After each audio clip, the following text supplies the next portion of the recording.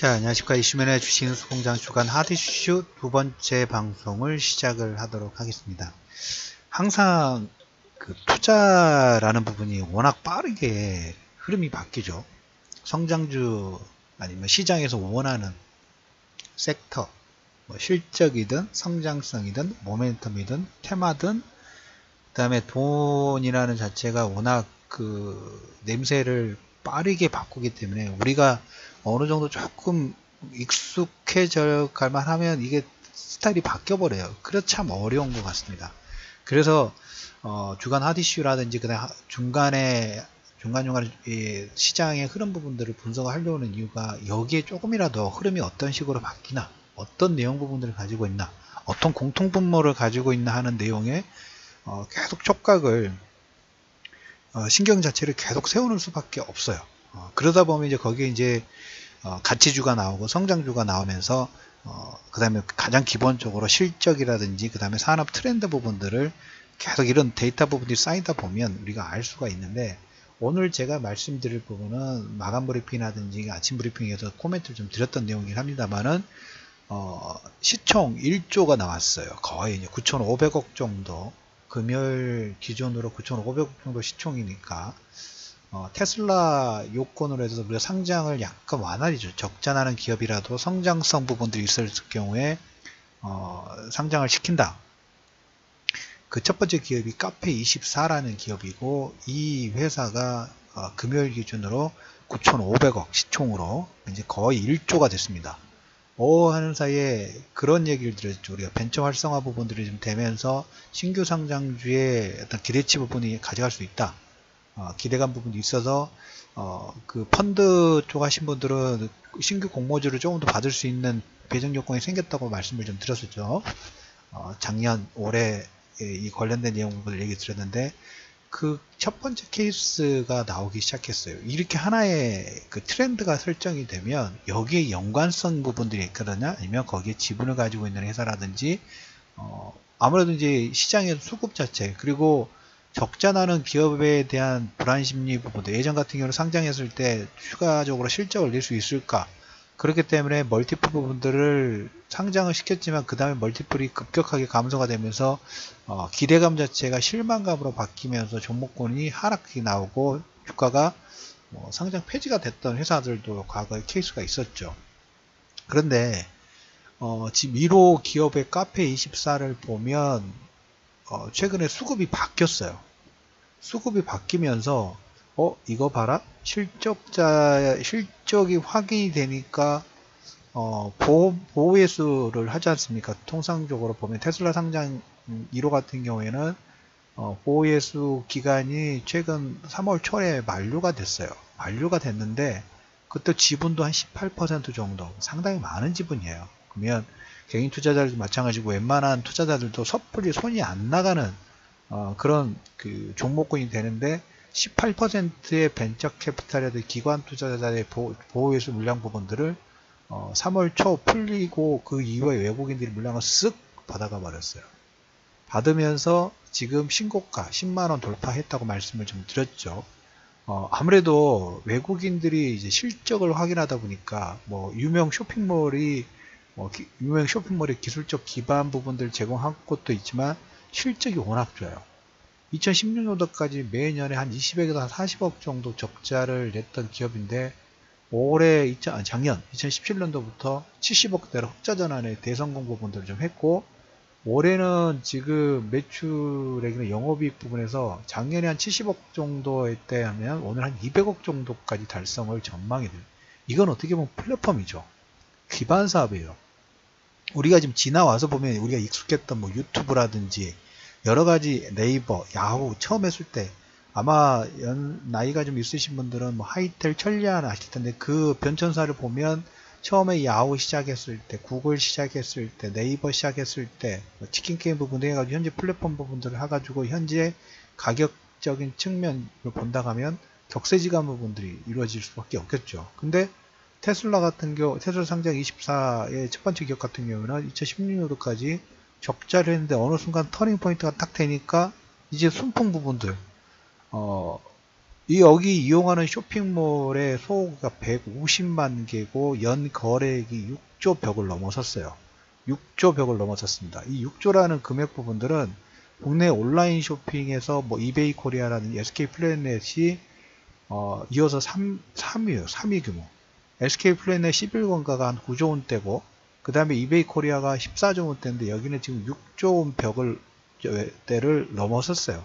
그리고 이제 이 테슬라 상장 요건 부분에 부담됐던 게 이 풋백 옵션 관련된 부분인데, 나중에 뭐 사주는 거라고 보시면 돼요.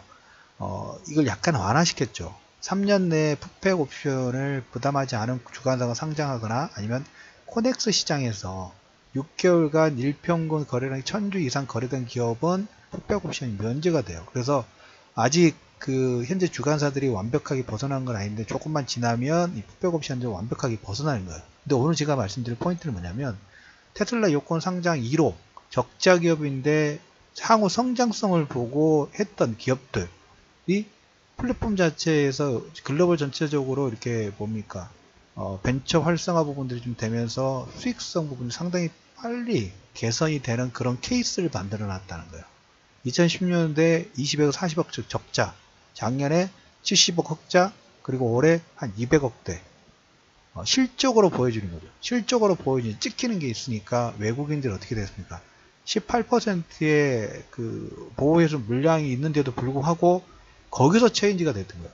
주가가 올라왔는데도 불구하고 기대치가 높네 하고 실적이 찍히네, 실적을 확인하니까 거기서 물량을 받아서 또 2차 파동 부분들이 이끌어 버리는, 실적에 대한 실적과 기대감 부분들이 동시다발적으로 반영이 되면서 주가에 신고가가 나오면서 1조 원, 어마어마하죠.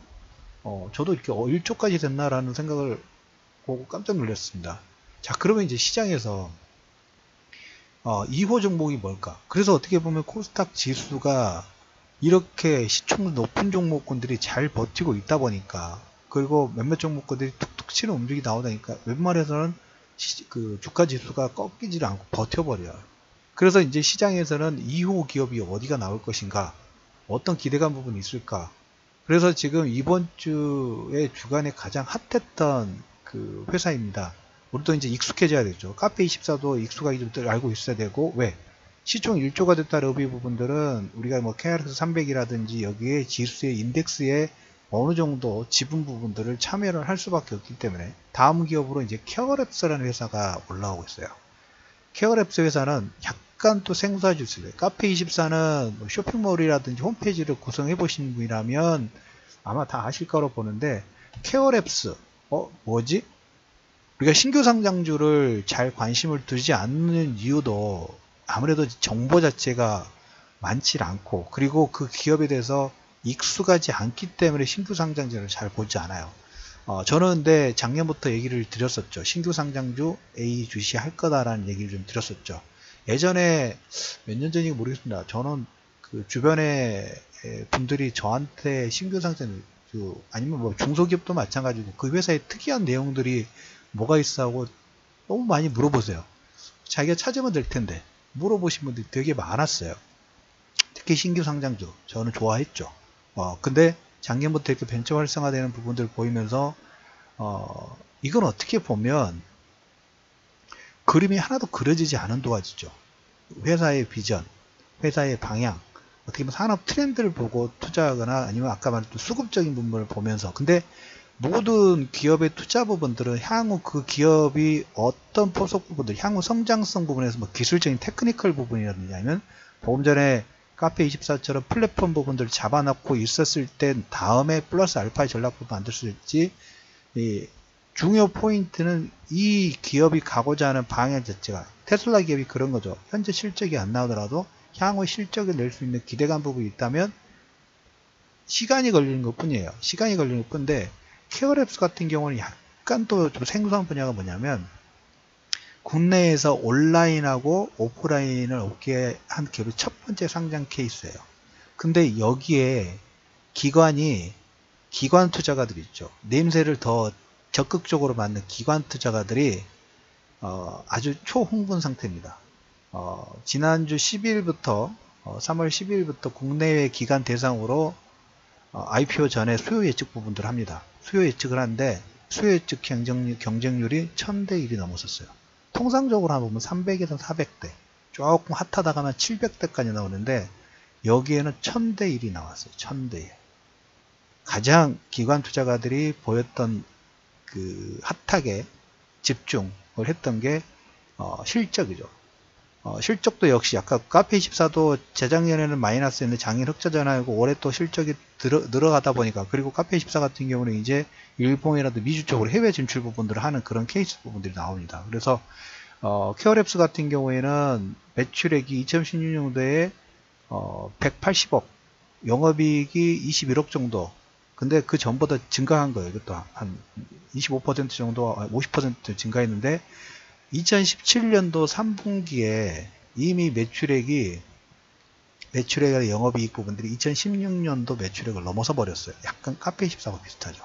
그래서 대부분의 공모가 그 기관 투자가들이 1000대 1이니까 공모가 밴드 상단의 가격 배팅 부분들 좀 했죠. 그래서 희망 가격은 15,000원에서 18,000원 정도, 시총은 1000억대가 안 됩니다. 카페24보다는 규모가 작아요. 근데 이 회사의 그 백그라운드를 본다고 하면 어떤 내용들을 가지고 있냐면 병원하고 약국을 검색하는 어플리케이션이에요. 심플하죠? 어플리케이션이에요. 근데 이 어플리케이션의 누적 다운로드가 300만 명 정도. 그래서 이쪽 업계에서는 1위에요. 그래서 여기가 굿닥이라는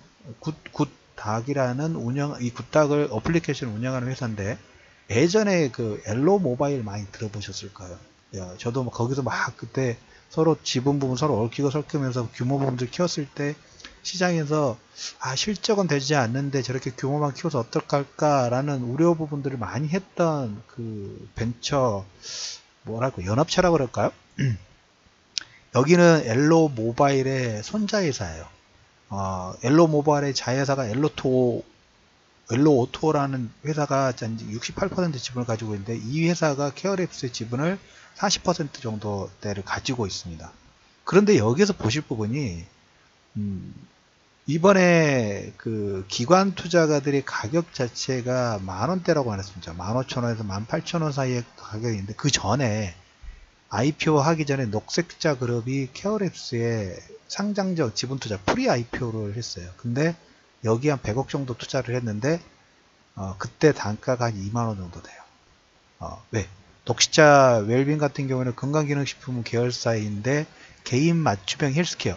포인트는 이거예요. 우리가 향후에 단순히 병원하고 약국하고 이거 검색하는 어플리케이션을 보는 게 아니라, 제가 여러분들한테 강조드렸던 우리가 올해 2017년도에 움직임 부분 봤을 때 테라제니텍스라든지 유전자 진단 관련된 부분, 그리고 어떤 플랫폼 부분들, 헬스케어 관련된 부분들, 그리고 이제 지난주에 보시면 코엑스에서 의료기기 전시회의 핵심 키워드 부분들이 인공지능이 플러스 알파 된 거예요. 그러니까 약간 계속적으로 뭡니까?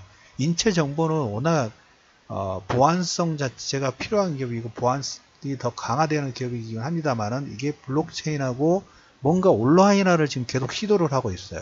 그렇기 때문에 이런 그 관련된 기업들이 온라인화가 됐을 때 카카오에서도 지금 최근에 그거 기사를 제가 본 것 같아요. 카카오에서도 우리가 병원에서 보면 대기하기 싫잖아요. 워낙 많은 시간을 기다려야 되는데, 카카오를 연결해서 대기 번호를 알려주는 이 신호를 서비스를 한다는 기사 부분들 좀 봤어요. 그래서 점점 인체 정보 관련돼서 우리가 데이터 정보하고 나중에 만약에 헬스케어 관련된 부분 하면 블록체인하고 연결돼 가지고 여기서 뭔가 또 그림 부분 만들겠죠. 근데 그게 아니더라도 시장에서 기관 투자가들이 포커스를 하는 이유가 가격적인 측면, 실적의 가격이죠. 실적이 이미 작년, 재작년에, 그리고 작년 3, 4분기에 그 전년도 실적 부분을 넘어서는 약간 카페24와 비슷한 케이스죠. 여기에 지금 열광을 하고 있는 거예요.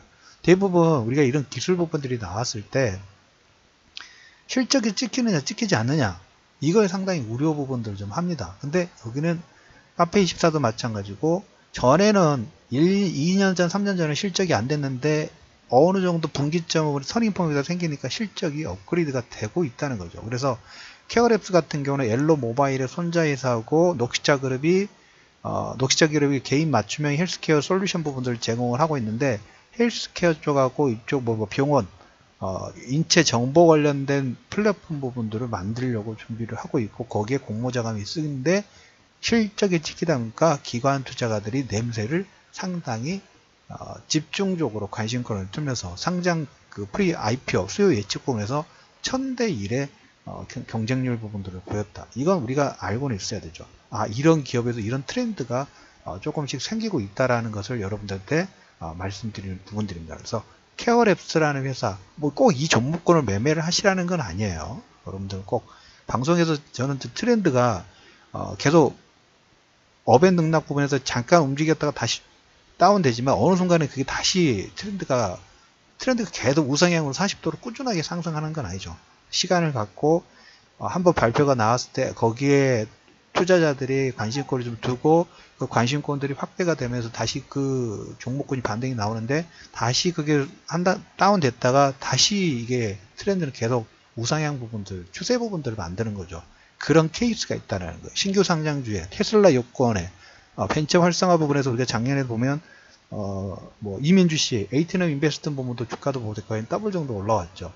기술적인 트렌드 부분도 있지만 시장의 금전적인 돈의 움직임이 여기에 냄새 부분들을 신규 상장주 성장성에도 부각이 되고 실적도 찍히는 이런 쪽에도 관심권을 키우기 시작했다는 걸 여러분들이 체크를 해 두실 필요가 있어요. 그 부분은 그런 측면에서 주간 이슈면의 주식 뉴스 공장 주간 핫이슈 두 번째 방송 시총 1조 근접 이 정도면 성공입니다. 성공신화예요. 테슬라 요건 상장 1호 카페24 9,500억대 시가총액 부분들을 만들었고 실적과 성장성의 두 마리 토끼 부분들을 동시다발적으로 잡아가면서 지난주에 그 종목군들의 움직임 자체도 보면 실적이 찍히는 부분, 성장성이 기대되는 종목군이 그래도 다른 종목 대비 탄력적으로 움직였었죠. 그런 트렌드 부분들을 반영을 하고 있다라는 코멘트를 드리면서 주간 핫이슈 두 번째 방송을 마무리하도록 하겠습니다.